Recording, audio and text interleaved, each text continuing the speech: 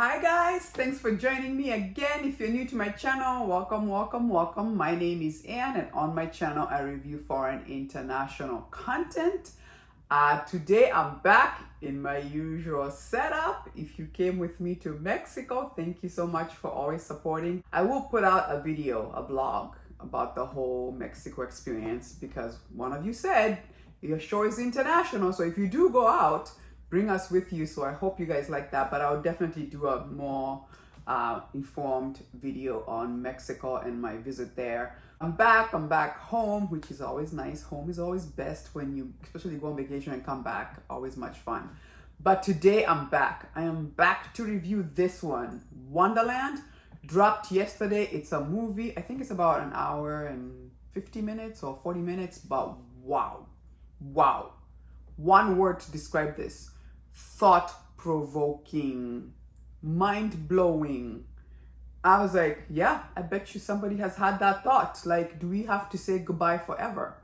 And can we make it into something that we don't? Interesting, right? By the way, before I even get started, the amount of famous stars that are in this show, if you've watched enough Korean dramas, then the stars that they have in this, you're like, oh, it was nice. We've got Bae Suzy. You know Bae Suzy. She's done so many Korean dramas. We got Park Bo-gum. Oh, love him. Especially, I fell in love with him from the Reply series. He was in Reply, was it in 88 or was it 98? Just watch all of them. Just great. And the guy who played his father, I believe, Choi Mook-sung, was also in this show. So I'm like, oh, that must be a really nice reunion for them to be together for this movie. And then we had Jagyu-mi, we had Choi Was Sick. I mean, we have Gong Yo, you know him. I mean, he's so popular out here.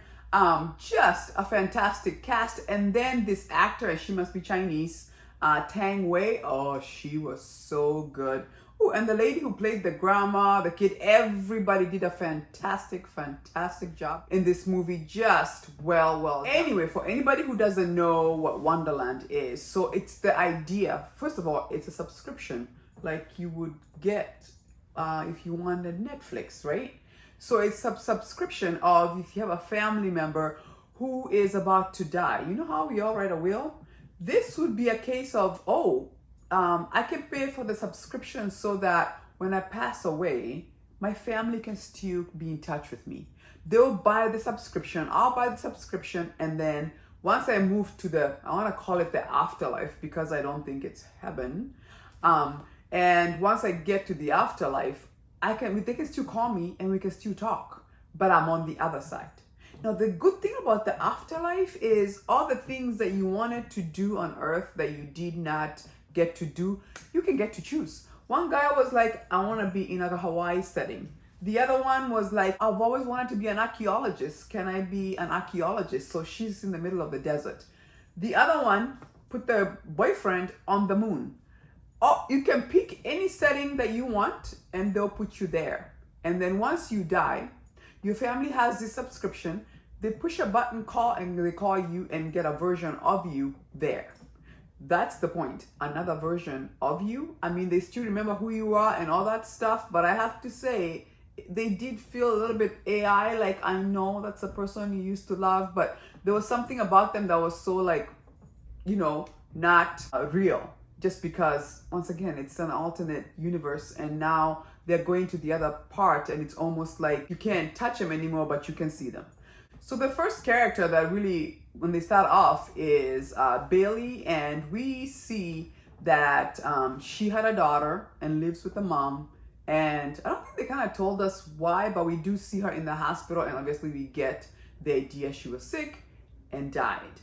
And then obviously she's at the airport. Sun-jun, who's being played by Gong Yo, and he's asking her, so where are you going? Oh, and she goes, I'm going for work for the next 3 months. And so, oh, okay. So are you going by yourself? And she goes, yeah, at this time, but I'm leaving my daughter with my mom. And then he goes, aren't you gonna miss her? And she goes, yeah, but you know what? She's used to it. And then obviously they talk about her life, and clearly before she died, she was one of those mothers who was always very busy, and actually shows that when her daughter would call her, Mom, I have a question, she'd be like, oh, talk later, and always hangs up on the daughter. And I think that was one of her regrets. So when she passes away and is in the afterlife, she always made sure that when she calls the daughter, to always give her all the time that the daughter needed, which was interesting. But what was heartbreaking was the mother. And at the end there, I felt like, I think you're being selfish and unfair. I know you want to be there for your daughter, but sometimes, as cruel as this may be, death, people die and you cremate them or put them on the ground. When you don't see them, it creates some sort of a closure and maybe gives you a time to start to morph your life and move on without them being there. The fact that you have this subscription and can access them anytime, it never lets you move on. And we saw that with Bali's mother, who was just like, why are you lying to this child that you went to work for 3 months and you're going to be back? You know you're never going to be back. And that dilemma was crazy. And you have to keep watching how that all resolves itself. But that was heartbreaking because she's looking at the daughter and being like, wow.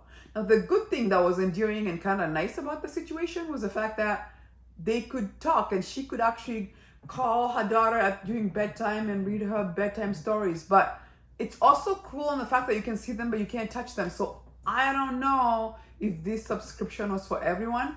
And by the way, this subscription company was started off by the character of Jag Yu-ming and the character of Choi Woo-sik. Obviously, we find out that Jag Yu-ming, who is being played by Hae-ri, her parents died when she was very young. So I can see why, and I'm not sure if I don't think we went back to how did this subscription or this system got put in place and how did it work. I would have loved the backstory about how did they put this together, and it's an actual thing. I mean, it's a scientific fiction movie, so we are being given the idea of obviously it's fake. But on the other hand, you can see this being a thing in the future if it was a possibility, right? That being said, I can see why she started this company, if you will, because she lost her parents when they were very young. And when she lost her parents, they subscribed to this subscription, and they've always been in contact. Now, it's very interesting, something that she said though, because when things go wrong and they have to reset, because sometimes the system can have a malfunction, her parents got reset, and she said when they brought them back, they were not the same people. It causes a glitch. It changes their personality, which was like, oh, that's not a fun thing, because now you're like, they're kind of who they were, but they're really not. So it's just weird and interesting in a way. So they're the ones who put the subscription together, and then the ones who walk around that go to sell this subscription. We saw the case of Choi Jin-koo, who we saw had bought the subscription, and the grandmother was like, no, I don't want to see him, because it's like, I'm almost starting to deal with the fact that he passed on. Now they're like, well, he did have the subscription. Do you want to talk to him? And she's like, I don't know. And then finally I agreed to it and starts talking to him. And I was a little disturbed by how demanding he was. First of all, in this subscription, you can have people still on Earth, which I'm like, I have issues with that. You can ask people on Earth to send you coupons, to send you money, to buy you things in your other life. Almost like a video game. So you're buying a house, you're buying a car, I need this, I need that. But it's the responsibility of people on Earth to do that for you. And I'm thinking, if it's the afterlife, you should have everything you need. Why do you need the people who are on Earth to still work hard to support you, even in the afterlife? When does it end? I was like, no. So this guy was so ungrateful and mean to his grandma. I was like, look, if you're gonna go to the afterlife, that better be a better version of yourself. You can't go to the afterlife and even be a worse human being. What was crazy is that she worked herself. And I want to say, in case you haven't watched, you have to see what happens to grandma. But I was just like, what a spoiled brat and ungrateful. Every single time she would call him, I'm busy, grandma. I'm busy, grandma. I'm like, I want to go to the afterlife and slap him back to life. Like, wow, just crazy. And then you had the character, obviously, of Bae Suzy and Park Bo-gum's character. We learned that they were boyfriend, girlfriend, worked together in an airline. I think they were both like flight attendants. And obviously, we see that Park Bo-gum's character is in the hospital with a trach. And then we see a subscription for him, and he is the one in the moon. And I was like, well, how does that work? He is still on Earth, just in a coma, but we have him in the afterlife. And you have to keep watching, because later you find out it was Bae Suzy who put that together because she missed him so much. And she said she put him in the moon because she wanted him so far away, so she knows a place that she can't go to visit or something like that. But then what's crazy is the fact that she never bet on him waking up. So the real boyfriend, Park Bo-gum, who is still on Earth, wakes up. And now she's got the real guy, but then she's got the other one in the afterlife. The navigation of those two relationships, and obviously the boyfriend waking up and being like, why do you have me in the afterlife? You have to watch to see how they navigate that. That was crazy. And the fact that, you know, she's still holding on to who he was, but don't forget, he's been in a coma for a while. So that was interesting to watch. And then obviously we also have Lee Young-sik, who, is sick in the hospital, and obviously is interested in this subscription. He calls them and he's like, yeah, I want to be in Hawaii. His family's there. And he's like, actually, can I attend my funeral? They're all like, okay, you're being creepy now.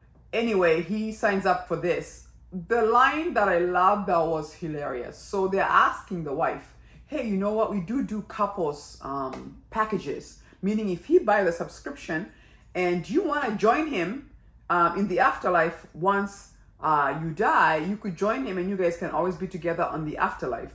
And the way the wife was like, nope, no. One lifetime was more than enough with this man, okay? I'm on my own. I was like, that tells a lot about the marriage. And he was like, oh, okay. If you don't want to come with me in the afterlife, that's fine. She was like, no, I'm good. One lifetime was definitely more than enough for me and this dude. That was hilarious. But ends up, he's in this Hawaii looking area. And you have to watch to see what was the connection of him and the character of Hien So.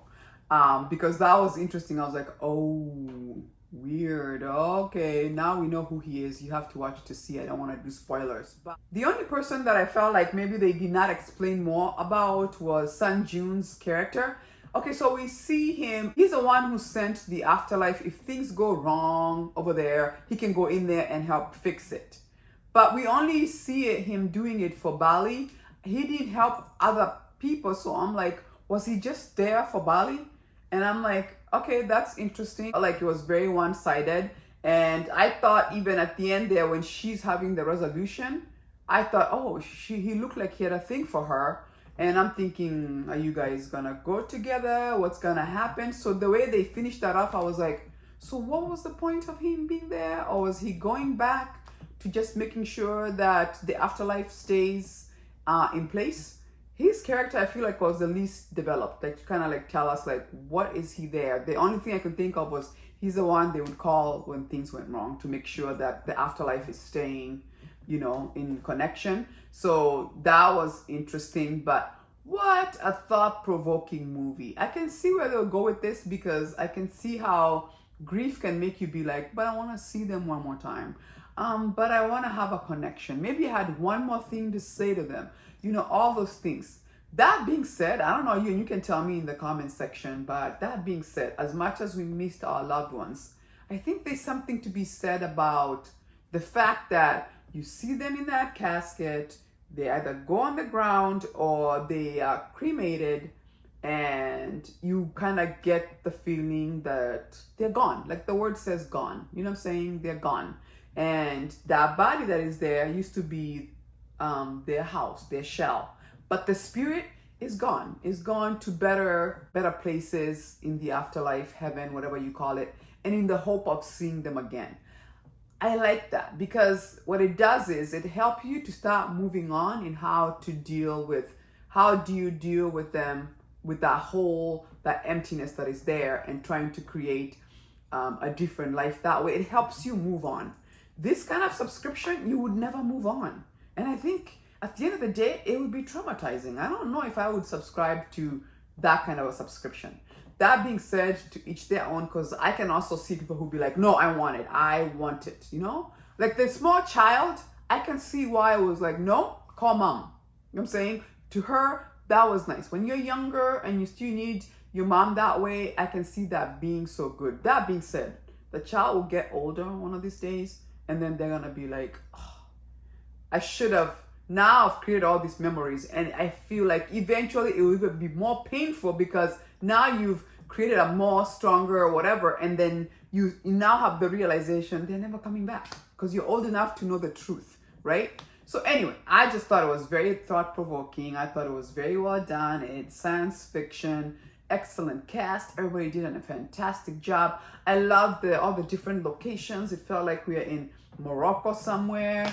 The other one looked like you're in Hawaii. You're at the airport between, I don't know, Korea or in China. It was just great. I love the different languages. She's speaking Chinese and Korean and English is just very well done. Have you watched it? What did you think of it? Would you be up to something like that? Or are you like, no, I'm good. I just want closure. And so I can move on and kind of learn how to navigate without them. What do you think? But once again, really well done. Let me know in the comment section what you thought about it. If you do like my video, give me a like, subscribe. It does help to support my channel. And I'll see you again on my next one. Deuces.